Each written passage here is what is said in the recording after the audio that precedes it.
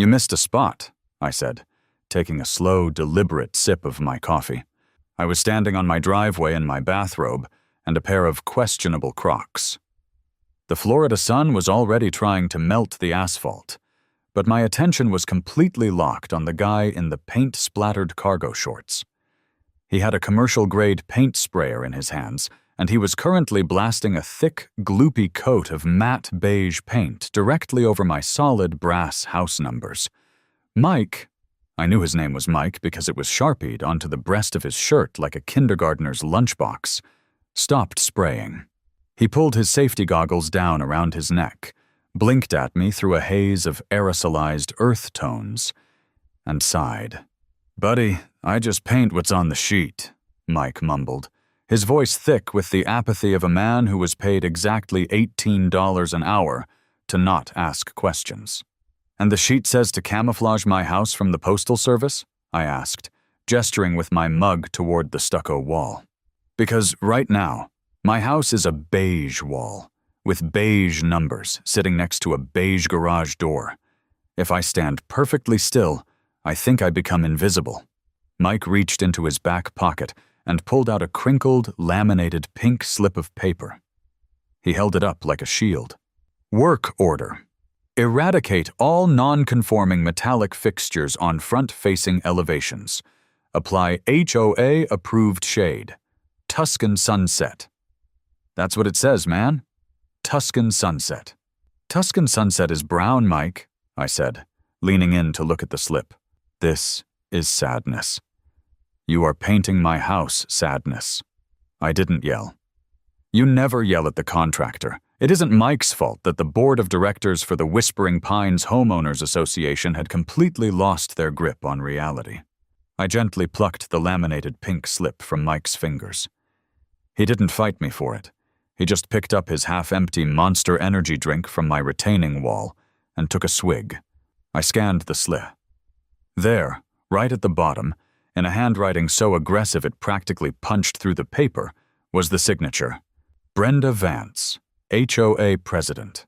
"Did she hire you to do the whole street?" I asked. Mike nodded, burping softly. "Yep, 4 dozen houses. The lady said the brass numbers were clashing with the Mediterranean aesthetic, said they were too brassy. Anyway, I got 3 more houses before lunch, so I need that back." I handed him the slip. I watched as Mike turned back to the wall, fired up his compressor, and finished erasing my identity from the neighborhood. I just stood there, letting the morning humidity wash over me. Brenda had struck again. Brenda, a woman whose entire existence was fueled by boxed Chardonnay and a pathological need to measure the height of other people's mailbox posts. Did she really think beige numbers on a beige wall was a stroke of architectural genius?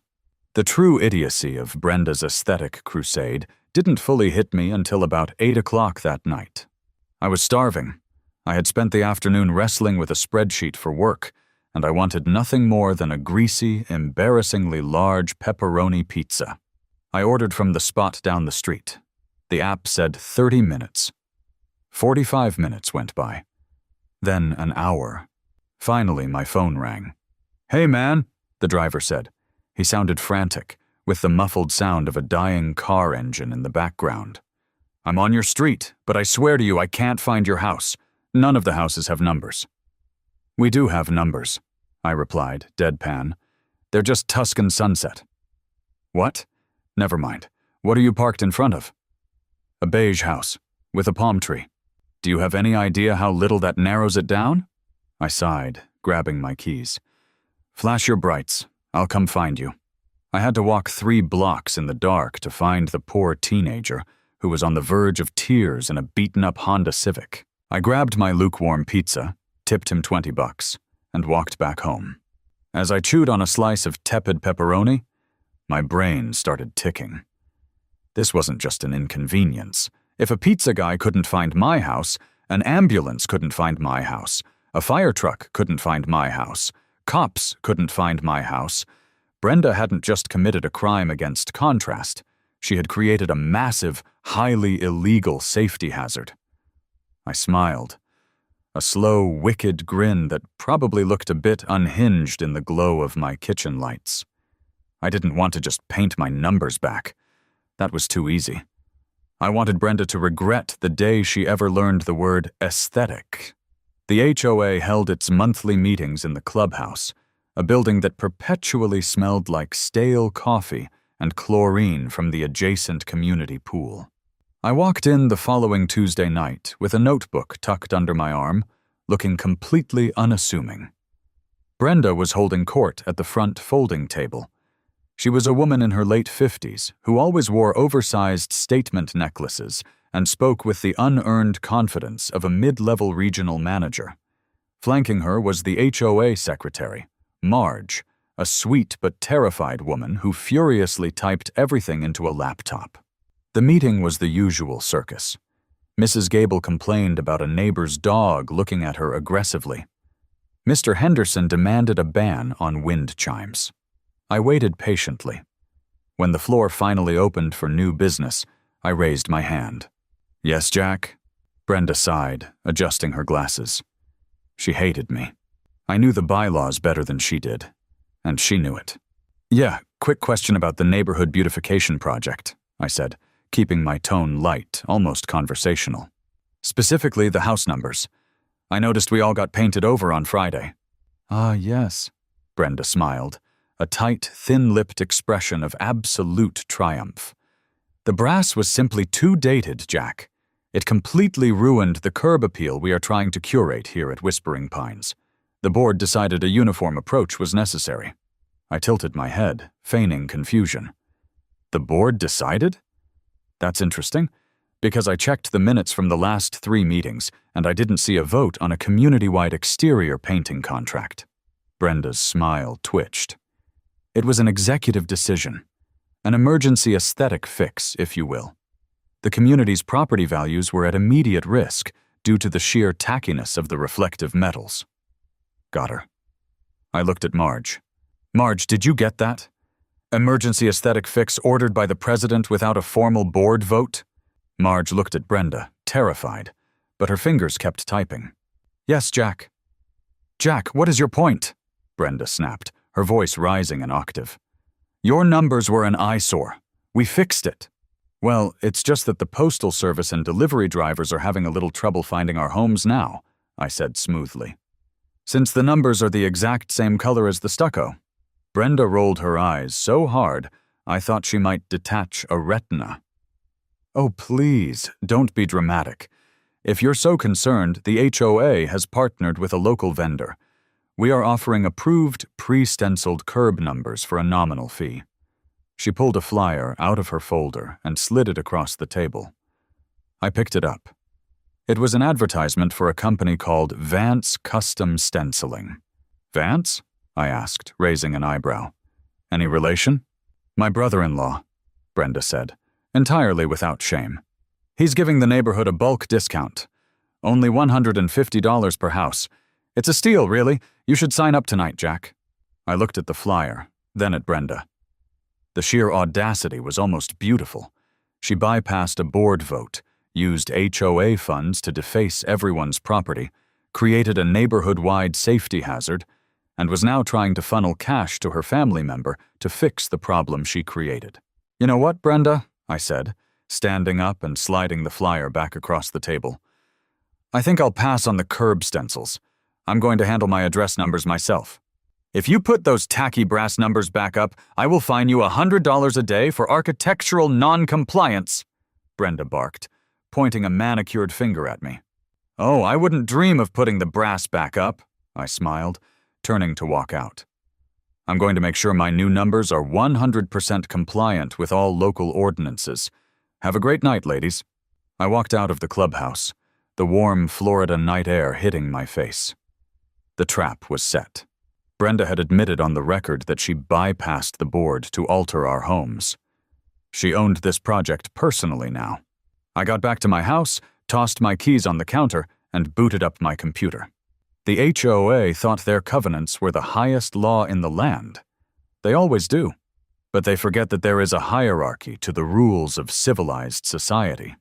I cracked my knuckles, opened a web browser, and typed in 4 magical words: Florida Fire Prevention Code. So, here's the beautiful thing about municipal fire codes. They absolutely do not care about your Tuscan Sunset aesthetic. I mean, honestly, reading through the statutes that night was like reading a love letter written specifically to destroy Brenda's entire worldview.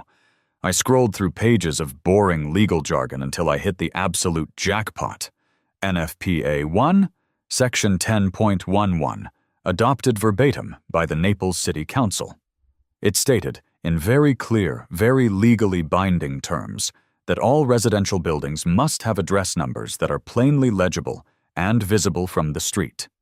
It specifically noted they must contrast with their background.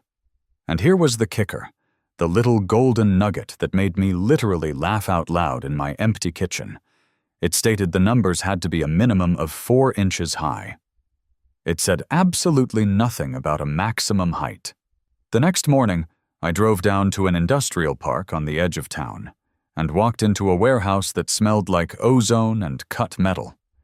This was Sal's domain.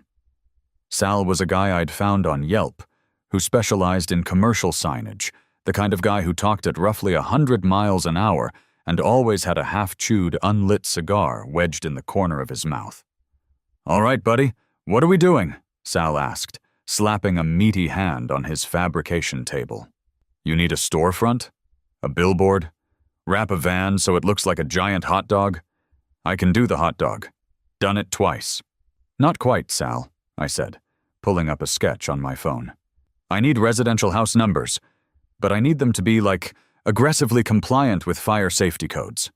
Sal squinted at my phone. "Okay, so you want, 6-inch brushed steel?"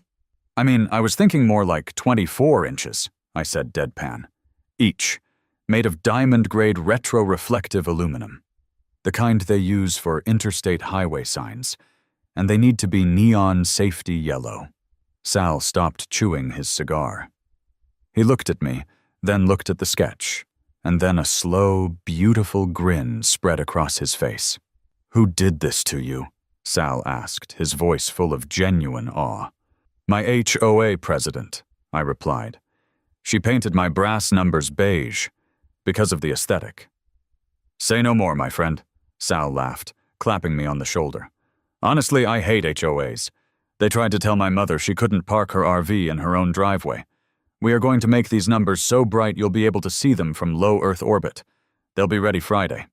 With the hardware secured, it was time to deploy the heavy artillery.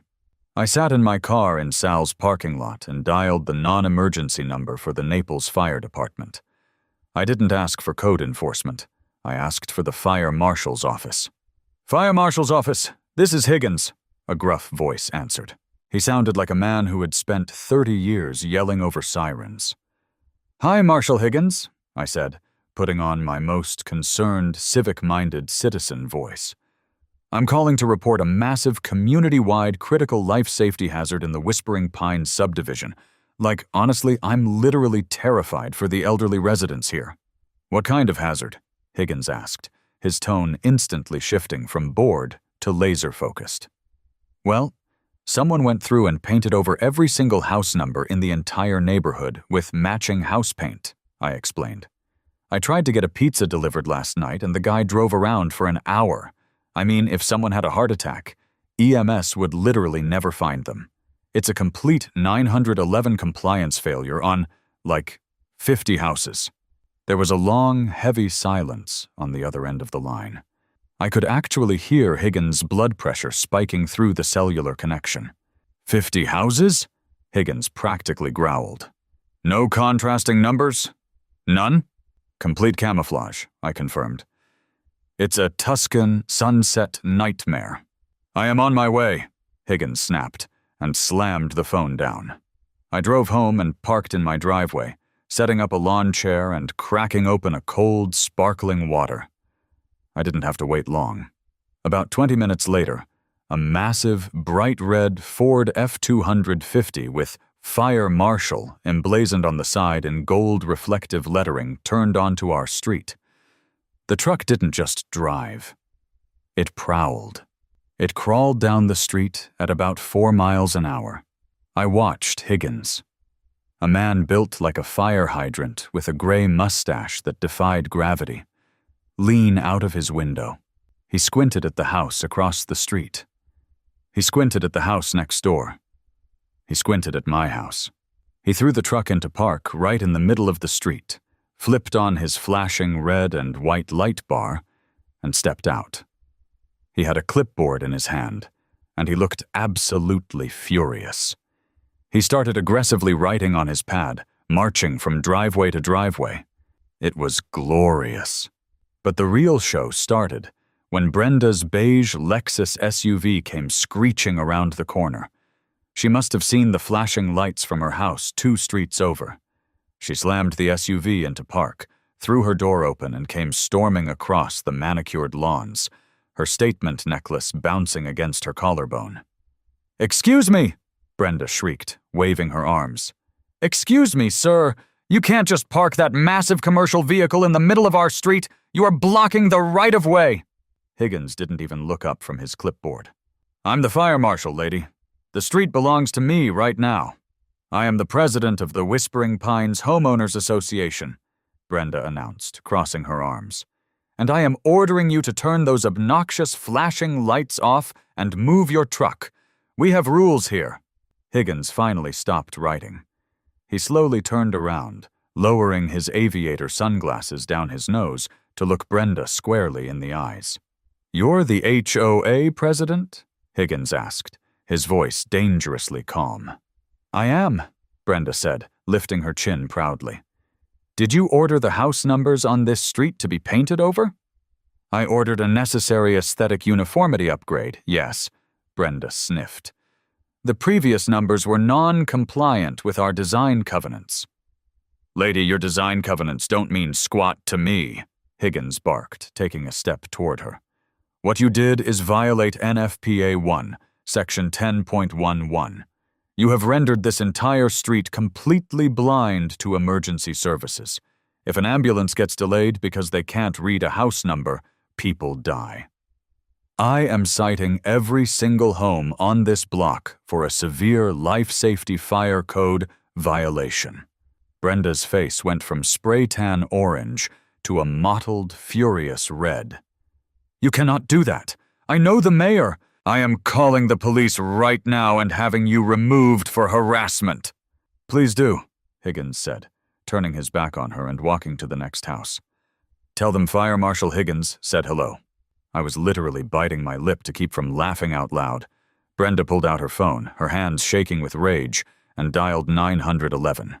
She actually called 911 on the fire marshal. 10 minutes later, a local Naples PD cruiser rolled up. Officer Dan stepped out. He was a young guy, looked like he was about 12 years old, and he immediately assessed the situation and realized he was entirely out of his depth. "Officer!" Brenda yelled, pointing a trembling finger at Higgins. "Arrest this man! He is trespassing, harassing the community, and writing fraudulent tickets." Officer Dan looked at Brenda, then looked at the giant red truck with the flashing lights, and then looked at Higgins, who was currently slapping a bright yellow citation sticker directly onto Brenda's pristine, community-owned stop sign pole. "Ma'am, that's the fire marshal," Officer Dan said slowly, as if explaining gravity to a toddler. "I can't arrest the fire marshal for doing fire inspections." "He's terrorizing my neighborhood," she screamed. Higgins walked over, tearing a massive stack of carbon copy papers from his clipboard. He didn't hand them to the individual homeowners, who were starting to peek out of their windows. He walked right up to Brenda and shoved the stack of citations into her chest. 48 houses, Higgins said, his voice booming down the street. "That is 48 citations for obstructing emergency identification, at $250 per citation, and you have exactly 7 days to bring every single one of these houses back into compliance, or the fines double." Brenda looked down at the stack of paper in her hands. I could see the exact moment the math hit her brain. $12,000, so $12,000 in immediate municipal fines. You can't," she sputtered, looking helplessly at Officer Dan. "Tell him he can't." "Have a safe day, ma'am," Officer Dan sighed, getting back into his cruiser. Higgins gave Brenda one last glare, got back into his truck, and drove off, leaving the HOA president standing in the middle of the street, clutching a handful of pink slips, completely and utterly defeated. I took a long, slow sip of my sparkling water. Honestly, I didn't think it could get any better than this. But then I remembered I still had an appointment with Sal on Friday. And my house was about to become the brightest beacon of compliance the state of Florida had ever seen. Friday morning rolled around, and honestly, the Florida humidity was already at that suffocating wrap-around-your-lungs level by 8 a.m. I was sitting on my front porch with my third cup of coffee, just like waiting for the magic to happen. I mean, I had literally taken the entire day off work for this. You don't schedule a malicious compliance installation of this magnitude and then dial into a Zoom meeting. You have to be present. You have to breathe it in. Right at 9, a massive, rusted-out Ford F450 flatbed came rumbling down my street. It sounded like a tank with a bad transmission, and it was towing a trailer loaded with what looked like industrial scaffolding. The truck air-braked in front of my driveway, completely blocking the sidewalk, and Sal hopped out. He was wearing a tank top that said Tony's Meat Market, and the same unlit cigar was practically permanently fused to the corner of his mouth. He wasn't alone this time either. A younger kid, maybe 20-something, hopped out of the passenger side looking entirely half asleep. "Jack! My man!" Sal roared, his voice booming down the quiet, perfectly manicured street. "I brought my nephew, Paulie. Paulie, say hi to Jack. Jack is the guy I was telling you about. The guy fighting the homeowner association fascists." Paulie grunted, hoisting a massive canvas tool bag over his shoulder.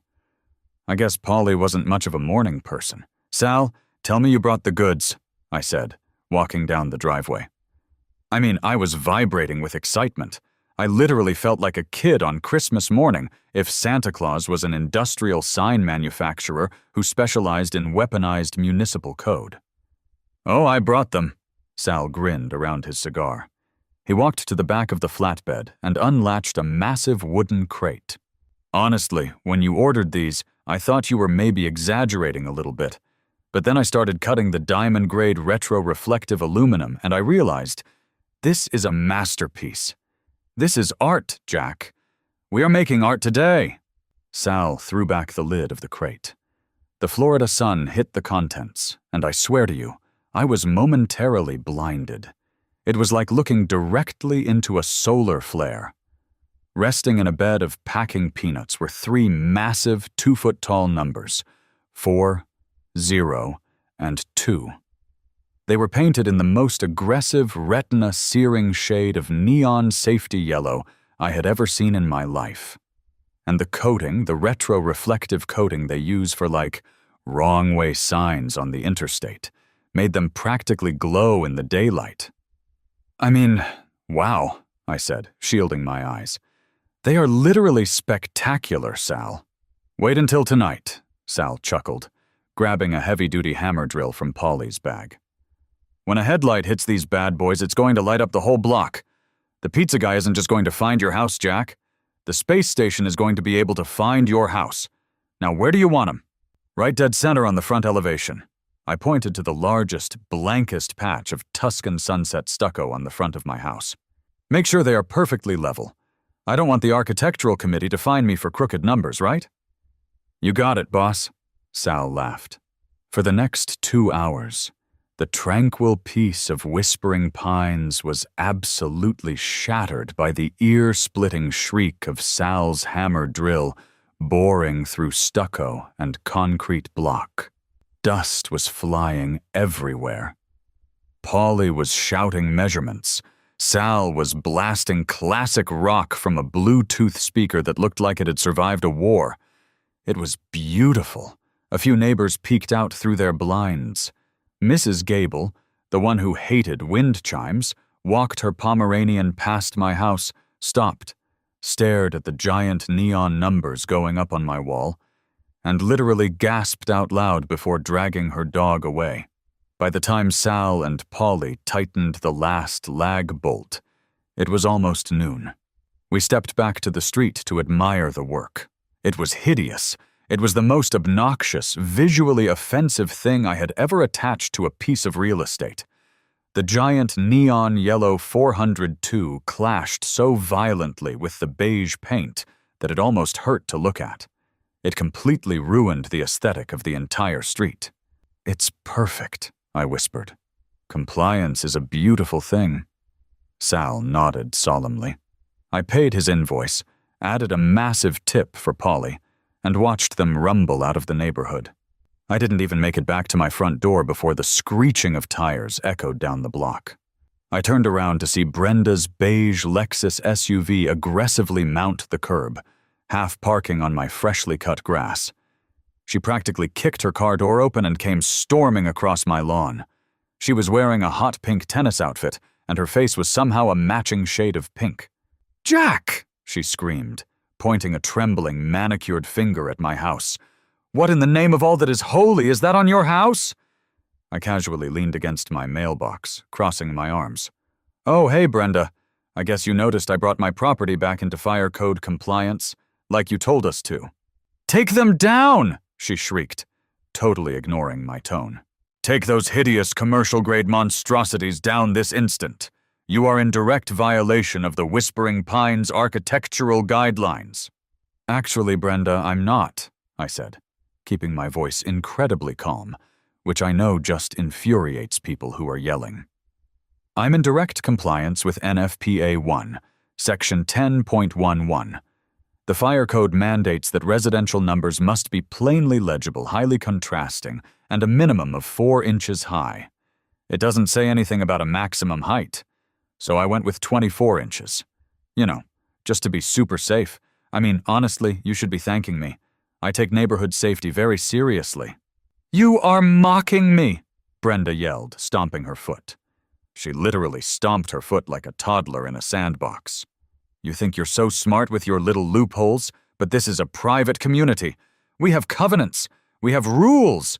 You cannot turn your home into a toxic waste warning sign." "The fire marshal said we had 7 days to fix the problem you created," I reminded her. "I fixed mine. How are the other 47 houses doing, by the way? Have you figured out how to scrape off all that Tuscan Sunset yet?" Brenda's jaw clamped shut. Her eyes darted wildly around, like she was looking for a weapon to bludgeon me with. "You will be receiving a formal cease and desist letter from the HOA attorney by the end of the day," she hissed. "And I am fining you $1,000 for an unauthorized exterior modification. Every single day those numbers stay up, you will be fined another $1,000. We will put a lien on your house, Jack. We will foreclose on you." "I look forward to the paperwork," I smiled. She spun around, marched back to her Lexus, and peeled out, leaving 2 deep tire ruts in my lawn. I just chuckled, walked inside, and made myself a sandwich. True to her word, a FedEx driver showed up at my door at 4:30 that afternoon. He handed me a thick cardboard envelope. Inside was a multi-page, highly aggressive legal threat drafted by some strip mall lawyer the HOA kept on retainer. I sat at my kitchen island and read through it. It was full of standard boilerplate intimidation tactics. Pursuant to Article 4, Section 2 of the Declarations, unauthorized architectural alteration, irreparable harm to community property values, immediate demand for removal, accruing fines of $1,000 per diem. I mean, honestly, it was cute. They were trying to use contract law to override state safety mandates. It's a classic bully move. They assume the homeowner will see the scary legal letterhead, panic about losing their house, and immediately cave. But they picked the wrong homeowner. I cracked open my laptop and drafted an email. I didn't send it just to Brenda. I CC'd the entire board of directors, the property management company, and the strip mall lawyer who signed the letter. The subject line was simply, Notice of non-compliance and federal state supremacy clauses. I kept the tone professional, clinical, and absolutely lethal. I laid out the legal hierarchy. I explained, with citations, that homeowner association covenants are subordinate agreements. They exist at the bottom of the legal food chain. I cited a precedent from the Florida Supreme Court establishing that private contracts cannot compel a citizen to violate municipal ordinances, especially those pertaining to life safety and emergency services. I literally typed, "Your demand that I remove legally compliant, high-visibility address numerals and replace them with aesthetically mandated non-contrasting paint constitutes a direct demand to violate a municipal safety statute. Any attempt to levy a fine for my adherence to the fire code will be met with an immediate lawsuit for harassment, tortious interference, and a formal complaint to the State Attorney General's office regarding the board's attempt to subvert emergency service operations." I hit send, closed my laptop, and went to bed. I slept like a baby. The weekend was relatively quiet, but the neighborhood next door app was completely melting down. Every single person on the street was panicking about the fire marshal fines. People were posting pictures of the yellow citations Higgins had slapped on their doors. Everyone was furiously trying to scrub the beige paint off their brass numbers with wire brushes and acetone, which was just completely ruining the stucco underneath. The entire street looked like a diseased checkerboard. And right in the middle of it all was my house, proudly glowing like a radioactive beacon with its giant 402. I guess word got around, because people actually started driving by just to take pictures of it. But the real drama, the absolute tactical nuke that ended this entire war, didn't drop until Monday evening. I was logging into the Whispering Pines community portal to check if the board had officially rescinded my bogus $1,000 fine. As I was clicking through the dashboard, I noticed something weird under the financial tabs. As a homeowner, you have the right to view the community ledger. It's usually super boring stuff: landscaping invoices, pool chemical receipts, that kind of thing. But right there, sitting at the top of the pending outflows ledger, was a scheduled wire transfer for $12,000. The payee was the City of Naples Municipal Court. The memo line read, "Emergency Landscaping Contingency and Beautification Adjustment." I literally stopped breathing for a second. I stared at the screen, my brain trying to process the sheer, unadulterated fraud I was looking at. Brenda wasn't paying the fines herself, and she wasn't making the individual homeowners pay the $250 citations that she had caused. She was using the community reserve funds. She was taking our money, the money we pay every month in HOA dues, the money supposed to be saved for a new roof on the clubhouse or repaving the roads, and she was using it to quietly pay off the fire marshal fines before the neighborhood could realize what was happening. She was making all of us pay for her massive, idiotic mistake, and she was hiding it under a fake ledger entry. I mean, I knew Brenda was petty. I knew she was power-hungry. But I honestly didn't think she was stupid enough to commit blatant fiduciary fraud. This was it. This was the kill shot. The giant neon numbers were just a distraction. This was how I was going to end her. I immediately took screenshots of the ledger. I downloaded the financial PDFs. I backed everything up to a cloud drive. Then, I opened a new browser tab and started pulling up Florida state statutes. Specifically, I was looking for the corporate veil. You see, most HOA board members act like absolute tyrants because they think they are legally untouchable. The HOA is a registered non-profit corporation, and the corporation carries something called Directors and Officers, DNO, liability insurance. If the board gets sued, the insurance pays for the lawyers and the settlement. The individual board members never risk their own bank accounts. Unless you pierce the corporate veil. I stayed up until 3 a.m. reading through Florida Statute 720.303, which governs homeowners associations. It's a dense, boring law, but buried deep in the text is a provision about board member liability. It states that board members are protected from personal liability except in cases where they act with malicious intent, commit a criminal act, or, and this was the crucial part, act with a reckless disregard for human safety and health, or act outside the scope of their granted authority. I started compiling my evidence like I was building a murder case. Exhibit A. The meeting minutes from Marge, where Brenda explicitly stated she bypassed the board vote to order the painting. This proved she acted outside her authority. Exhibit B.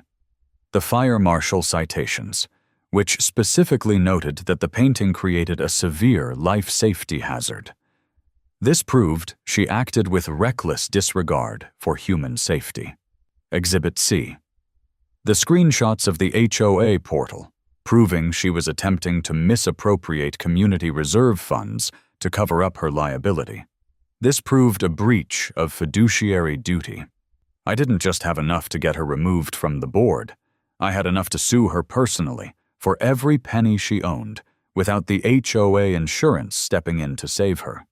The next evening, there was an emergency special meeting called by the board. Brenda had sent out an email blast to the community saying they needed to discuss unforeseen budget shortfalls regarding neighborhood aesthetics. She was going to try and pass a special assessment. She was going to try and raise everyone's monthly dues to replace the $12,000 she was stealing from the reserves. I walked into the clubhouse at exactly 7 p.m. The place was absolutely packed. Every plastic folding chair was taken. People were standing in the back. The mood in the room was incredibly tense. Everyone was annoyed about the fire marshal. Everyone was annoyed about their ruined address numbers, and everyone was staring at me because of my giant neon house. Brenda was sitting at the front table, flanked by the rest of the board. She looked stressed. She had huge bags under her eyes, and she was obsessively clicking a ballpoint pen. "All right, let's call this meeting to order," Brenda said, tapping a plastic gavel on the table. "We have a lot to cover tonight, specifically a temporary special assessment to cover some unexpected municipal fees that the community has unfairly incurred due to aggressive city overreach." I didn't even wait for her to finish her opening statement. I stood up. I was holding a thick manila folder. "Point of order, Brenda," I said, my voice carrying clearly across the quiet room. "Jack, you are out of order," she snapped immediately. "Sit down. Public comments are at the end of the meeting." "This isn't a public comment. This is a notification of a derivative lawsuit on behalf of the homeowners of Whispering Pines," I said. The room instantly went dead silent. You could literally hear the hum of the terrible fluorescent lights above us. The other board members looked at me in shock. Brenda stopped clicking her pen. "What are you talking about?" the vice president, a guy named Gary, asked nervously. "I'm talking about the $12,000 that Brenda just attempted to wire from our emergency reserve fund to the municipal court," I said, turning to address the crowd of homeowners. "She labeled it a landscaping contingency to hide it from you. She is trying to use our money to pay the fines that the fire marshal handed out." A low murmur of outrage started rippling through the folding chairs. People were turning to each other, whispering furiously. "That is a lie!" Brenda shrieked, standing up. "You are spreading malicious lies, Jack! That money is for community upkeep!" "I have the ledger screenshots right here," I said, pulling the printed pages out of my folder and tossing them onto the front table. Gary picked them up immediately, his eyes scanning the data. "Brenda, what is this?" Gary asked, turning to her, looking completely horrified. "You didn't ask us about this wire transfer. We didn't authorize a $12,000 expenditure." "It was an administrative necessity," Brenda stammered, her voice cracking. "I had to pay the fines or the city was going to start placing liens on all of our homes." "No, Brenda," I interrupted. "They weren't going to place liens on our homes. You bypassed the board to hire that contractor. You admitted it on the record last month. That makes you solely, personally responsible for the illegal alterations. I pulled out another document from my folder. It was a formal legal demand letter I had drafted that morning, beautifully formatted and citing every single statute I had stayed up reading. "This is a formal demand from the membership of this association," I announced to the room, but keeping my eyes locked on Brenda. "Under Florida Statute 720.303, a board member loses their liability protection if they act with reckless disregard for life safety or breach their fiduciary duty. By covering up our house numbers, you endangered lives. By trying to secretly drain the reserve fund, you committed fraud." I stepped closer to the table and dropped the demand letter right in front of her. "You are going to cancel that wire transfer immediately," I said, my voice dropping to a cold, hard register. "You are going to write a personal check for $12,000 to the municipal court out of your own bank account. And then you are going to resign from this board, effective immediately. If you do not do these 3 things right now, I will file a lawsuit against you as an individual tomorrow morning. The HOA insurance will not defend you because you acted outside your authority. You will have to pay for your own lawyers, and when you lose, you will have to pay the $12,000 anyway, plus my legal fees." I paused, letting the silence hang heavy in the stale clubhouse air. "So," I smiled, leaning forward, "how much do you love the Tuscan Sunset aesthetic now, Brenda?" Brenda looked at the papers on the table. She looked at Gary, who was physically inching his chair away from her. She looked at the crowd of homeowners who were now openly glaring at her, muttering about lawsuits and fraud. She didn't scream this time. She didn't yell. The fight just completely drained out of her. She looked like a deflated balloon. She slowly reached out with a shaking hand, picked up her plastic gavel, and dropped it into her designer handbag. Without saying a single word, she stood up, pushed her chair back, and walked out the back door of the clubhouse. The room erupted into cheers. I mean, honestly, it was like a movie. Guys were clapping me on the back. Mrs. Gable was actually smiling. It was absolute pandemonium. Gary, looking absolutely terrified that I was going to sue him next, immediately grabbed the microphone and announced that the wire transfer was canceled, and the board would be holding emergency elections the following week. I walked out of the clubhouse a few minutes later, the cool night air feeling incredible. I drove home, parked my car in the driveway, and stepped out. The pizza delivery guy was walking up my driveway, holding a large flat box. He saw me and stopped. "Hey, man," the kid said, gesturing up at the front of my house. My giant, neon yellow 402 was glowing brilliantly in the dark, reflecting the headlights of a passing car like a beacon of absolute legal supremacy. It was hideous. It was perfect. "Easiest house I've found all night," the kid laughed, handing me the pizza. "Keep the change," I said, handing him a 20. I walked inside, grabbed a slice of pepperoni, and sat on my couch. The giant neon numbers were still bolted to my wall. They would stay there until the HOA finally figured out a new, legally compliant rule for the neighborhood. But honestly, I kind of liked them now. They really tied the whole place together.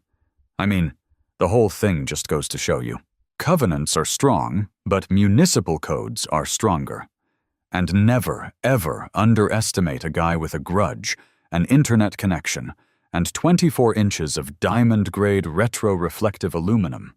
Know your codes, people. It's the only way to rule your own domain.